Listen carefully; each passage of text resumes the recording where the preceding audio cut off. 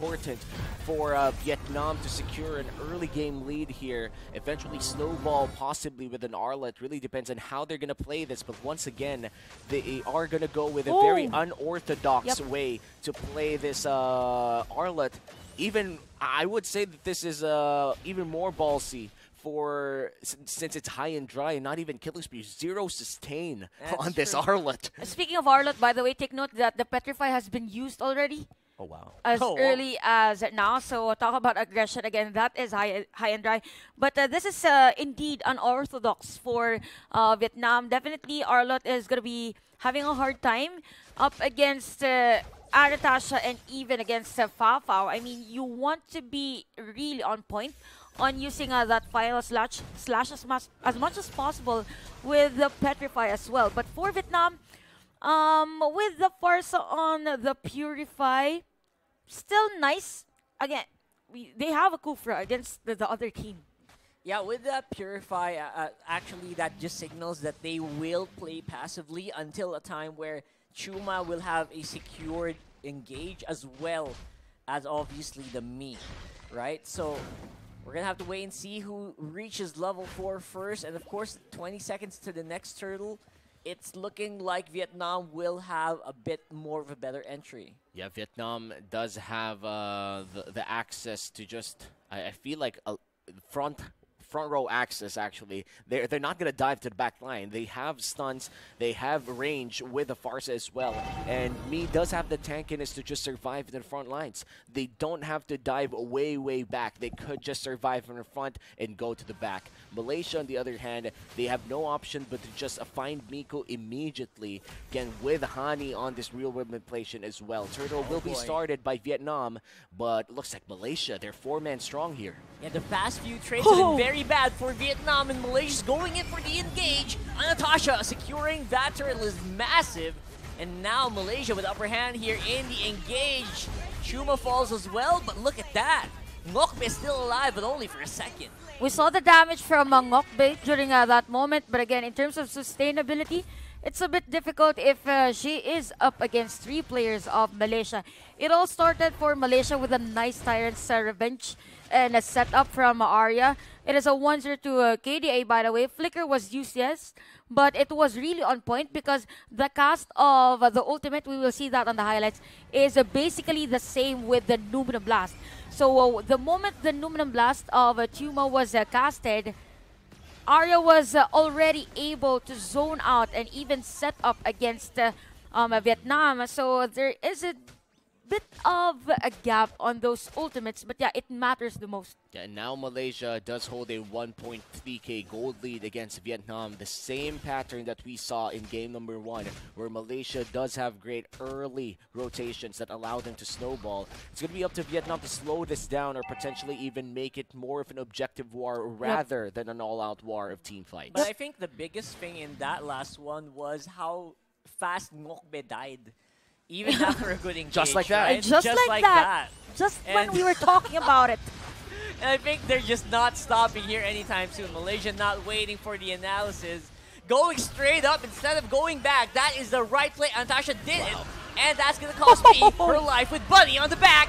That looks like a clean one. You know, that could have been a wipeout. The death timers for Ngokbe just came up when the 4 people died, but that's an unofficial wipeout for the side of Vietnam. Malaysia making sure that their early game, again, this shouldn't even happen. You have Fao Fao running the Melissa, and it takes a while before the Melissa goes online. But looks like Malaysia does have all of their checks basically signed and ready. It's all cashed out, and it's 3K for Malaysia. So we're suffering the difficulties, right, of having a glass cannon as an Arlot.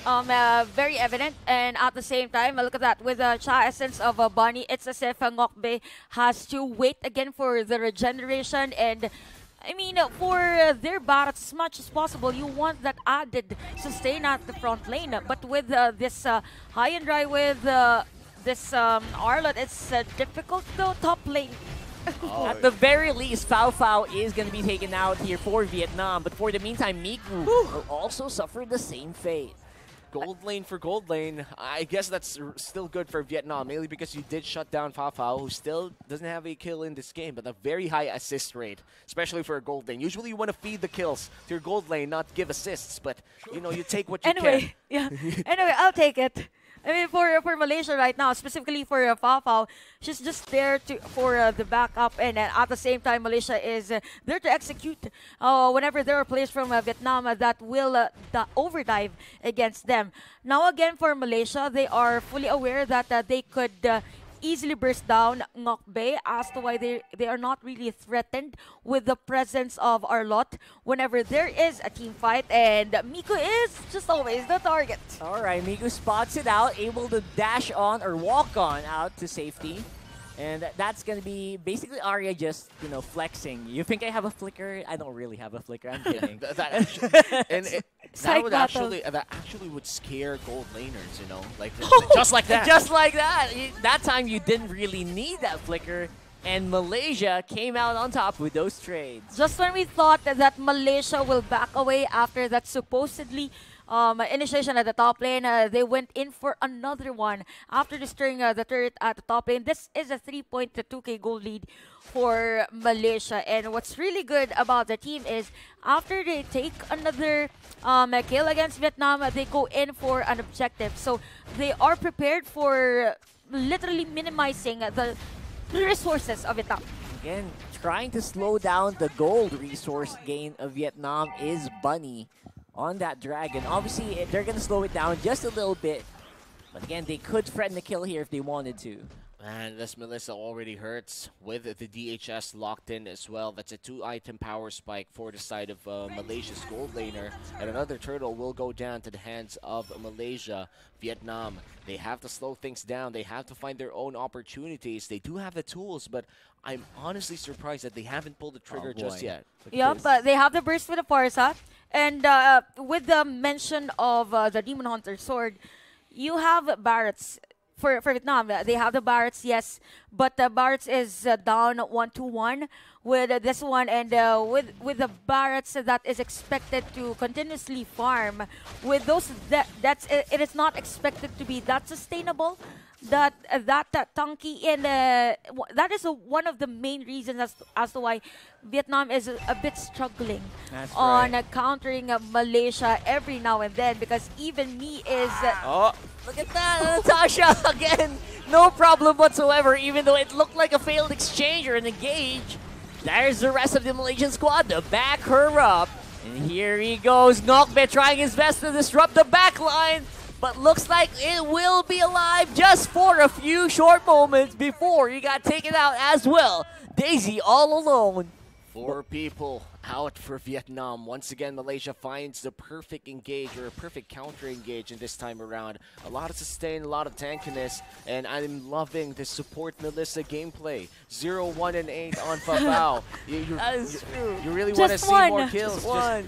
Just one more kill. Give it to the marksman? No. Malaysia takes what they can, and they're taking a lot from Vietnam. And we can see on this instant replay, again, we've mentioned for me that in terms of the delay, in terms of the jungling, it really hurts for her with the difference in terms of the gold with Fa Fao and even against Natasha on this one. So every hit from the Melissa is not really sustainable for a supposedly tanky Barretts. Yeah. Again, another set. Oh boy.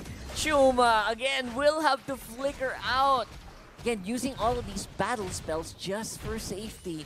Just trying to prolong the game, maybe until the time where Ngoc Bay or Miku can push back. And this starts to be a problem for Vietnam, because your main tank, in this case Chuma, only would want to check bushes, but it has to commit the flicker for safety. And usually you do reserve that role for the position fight, this case Chuma, to check bushes and all, but looks like another engagement. Oh, what a beautiful play from Arya. You could have slowed that down, and that could have happened for eternity. Under the turret they go, Malaysia take the mid. All of those setup plays from Arya is really on point ever since we started this game. And with the mentioning of Chuma's possibly counter initiation with the Numinum Blast, again, we have to remind that for me, the sustain isn't there, and for Alolita, you expect someone to be in front just to be able to cast or land that Numinum Blast perfectly for the counter initiation. But yes, for Malaysia, they are fully aware of that. Arya casts again. Again, me just going down without a fight, not even able to use her ultimate. That is so sad for Vietnam. Two of their main tanks, Mi and Tuma, just melting down under Malaysia's pressure. And there will be a Lord down bottom lane and a big wave in mid lane. This could be a big push for the side of Malaysia. Feathered Airstrike committed here to defend the mid lane. The Blessing pops down bottom lane. It looks like it's not going to be enough to stop that push. Oh, there it is. The extended Tyrant's Rage not going to be hitting their marks. Is this a chance for Miku to push back? And that might be a problem because Anastasia just doing a good job of zoning everyone out. Although Fao does go down. Oh no, look at that. Ultimate coming in from Barrett's. Natasha spits him back to the marksman and it helps him out instead. Quite unfortunate for the side of Vietnam, but Malaysia is not going to stop the push just now. They're going to back off after the Feathered Airstrike is committed for the side of Vietnam. But look at Nokbe looking for a kill. No damage on Aria whatsoever. Malaysia still ahead by 8K. Although that was a nice defense, by the way, for Ngokbe during that moment. She was able to secure a kill against Fafao. So Fafao was already low on life during that time. But with Ngokbe's final slash to single out this Melissa, it was difficult for Malaysia to finish off the game. But yes, with the 8.6k goal lead for Malaysia and even the difference, the level gap. So it is fully evident on that last team fight that in terms of the damage per second, Malaysia is really on the lead. But for Vietnam, they have the kit. They have those damages. There are ways for them to go in, but that is not one of them. Mokbe again just going down without a fight as well as me here, which means it's a three-man squad defense for Vietnam. 5 people pushing for the side of Malaysia. Will they be able to secure the bronze medal in this moment alone? There's only one siege minion up top side, but a massive wave down bottom lane. They could possibly finish it now. I'm still definitely in the favor of Vietnam, at least for the next few minutes. Yep, they could still actually defend their base. They have JC, they have the Forza. We already see the damage possibly from Ngok Bay. Yes, not sustainable, but the damage is there for the Assassin Emblem. For Malaysia right now, they will secure the Lord. Possible minion wave management, a nice item by the way for Fafa with the rose gold meter, since she is the target of Daisy, and then we see Ngokbei dive in. So the combo of Daisy and Ngokbei is the finisher against the Fafa. So with the rose gold meter, there is an assurance that she will be able to survive at least as much as possible 2 of the feathered airstrike hits from this Farsa. So with the item as well, possibly for Anastasia, that is going to be an immortality. But speaking of immortality, Arya already has that. So we will be able to see that flicker set up again from this Kufra. Now it's going to be the possible last push here for Malaysia, if they can manage the minion wave clear. Vietnam, there he goes. Arya with the perfect execution inside the base. And looks like Tower Lock is the call. Malaysia with a bronze medal. Massive win for the Malaysians here, sweeping Vietnam in the bronze medal match, securing the bronze medal for themselves and for their country. And look at how happy Malaysia is. For Vietnam still, GG well played for reaching the semi-final, or actually the bronze match. They've already survived a lot throughout the group stage, and now still representing their country, Vietnam. But Malaysia will be the ones going up to the podium finish, sharing the stage with Philippines and Indonesia, who are about to fight later on for that gold medal. What a dominating win from Malaysia. I mean, every initiation is on point. Even on that last team fight, we saw that the jump from the Kufra, and there was a dragon in an instant just to finish off the play. And it is just the synchronization of skills for Malaysia during that moment, even the placing of their skills. And man, Malaysia did an excellent job securing that bronze medal. Man, I just have to say that Aria definitely played really well in this game number 2. A lot of her engages gave Vietnam the upper hand. I mean, the Malaysia the upper hand against Vietnam. And I think the Flicker ultis are with the Grok, with the Kufra. If there's like a series MVP, gotta give it to the Roamer. Yep, Arya did I mean, for the other team, for Team Vietnam, majority of their movements was really restricted. There is a Kofra that is really on point on landing those skills. And at the same time, knowing that there is the type of Kofra, it's as if you will always have to think that should